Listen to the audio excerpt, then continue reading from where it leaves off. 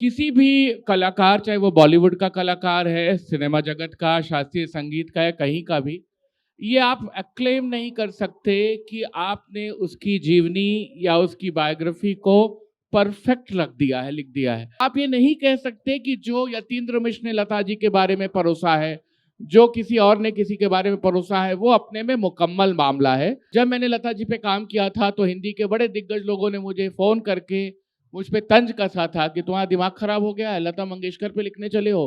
गुलजार जी के ऊपर किताब एक फैन मोमेंट की तरह है आपके लिए या वो ही प्रेम है जो लता जी के लिए है? अब दोनों का कंपैरिजन तो संभव नहीं है सर, लेकिन फिर भी अगर आप एक छोटा सा आइडिया दे पाए कि गुलजार जी ही क्यों? बहुत धन्यवाद नेहा जी। सबसे पहले तो मैं चारों लोगों की ओर से एक डिस्क्लेमर की तरह एक बात कहना चाहूँगा। किसी भी कलाकार, चाहे वो बॉलीवुड का कलाकार है, सिनेमा जगत का, शास्त्रीय संगीत का या कहीं का भी, ये आप एक्लेम नहीं कर सकते कि आपने उसकी जीवनी या उसकी बायोग्राफी को परफेक्ट रख दिया है, लिख दिया है। वो हमेशा ही किसी न किसी संभावना पे टिकी होगी, किसी न किसी विचार के तहत जाएगी। क्योंकि जब मैंने लता जी पर काम किया और उनसे तमाम सारी बातें की, तो उन्होंने जिनके भी पक्ष सुनाए, जैसे अभी सर चित्रगुप्त जी की बात कर रहे थे, तो ना नौशाद जिंदा थे, ना एस डी बर्मन जिंदा थे, ना रोशन जिंदा थे, ना ओपी नैयर जिंदा थे। आप सेकंड वर्जन या दूसरे का पक्ष नहीं ला सकते। तो जब भी आप लिखते हैं तो एक आधा हकीकत आधा फसाना कुछ और आपका पर्सपेक्टिव होता है, उसके प्रति एक हीरो वर्शिप होती है। अजय जी बहुत दिग्गज सिनेमा के विश्लेषक हैं, लेकिन इनका इरफान प्रेम जग जाहिर है। तो जब इरफान पे काम कर रहे होंगे तो थोड़ा बहुत आप अपने ढंग से अपनी चीजों को डेविएट करते हैं, लिखते हैं, उसको और सुंदर बनाते हैं। इसको जो कथा फिक्शन का कहानी नाम सब दे जगह सकते हैं यतीन जी? जी फिक्शन कह सकते हैं इसको? कुछ फैक्ट कुछ फिक्शन कह सकते हैं? फैक्ट्स नहीं, फैक्ट्स होते हैं, लेकिन किसी भी जीवनी, किसी भी इवन आत्मकथा में ये कहा जाता है कि पांडे बेचन शर्मा उग्र की अपनी खबर सबसे निर्भीक आत्मकथा है। लेकिन आज तो बहुत सारे बहुत महान लोगों की आत्मकथाओं पर भी प्रश्न होते हैं। तो आप ये नहीं कह सकते कि जो यतीन्द्र मिश्र ने लता जी के बारे में परोसा है, जो किसी और ने किसी के बारे में परोसा है, वो अपने में मुकम्मल मामला है।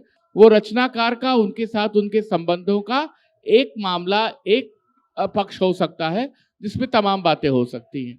फैन मोमेंट इसलिए नहीं कहूंगा कि मैंने 2003 से काम शुरू किया था, 2023 है।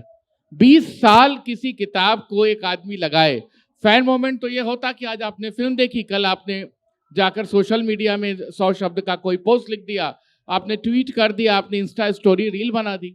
लेकिन अगर कोई आदमी 20 साल लगातार काम कर रहा है, उनके साथ बात कर रहा है, उनकी यात्राओं में शामिल है और उसके बाद भी मुतमईन नहीं है छपने से पहले कि नहीं थोड़ा और बेहतर कर सकते थे, तो ये फैन मोमेंट जैसी बात नहीं है। मेरे लिए लता जी या गुलजार साहब या बिस्मिल्लाह खान साहब या गिरजा देवी, जिन पे भी मैंने काम किया, मुझे हमेशा, ये मैं क्षमा चाहते हुए इस मंच से कहूँगा, अभाव दिखता था कलाओं के प्रति संवेदनशील ढंग से लिखने का। और जब मैंने लता जी पे काम किया था तो हिंदी के बड़े दिग्गज लोगों ने मुझे फ़ोन करके मुझ पे तंज कसा था कि तुम्हारा दिमाग खराब हो गया है, लता मंगेशकर पे लिखने चले हो, उन पे लिख के क्या हासिल होगा। तब मैंने वहाँ कहा था कि मेरा मन है कि मैं साहित्यिक ढंग से लता मंगेशकर के गानों और उनकी संगीत यात्रा पे बात करूँ। जरूरी नहीं है कि वो आपको पसंद आए।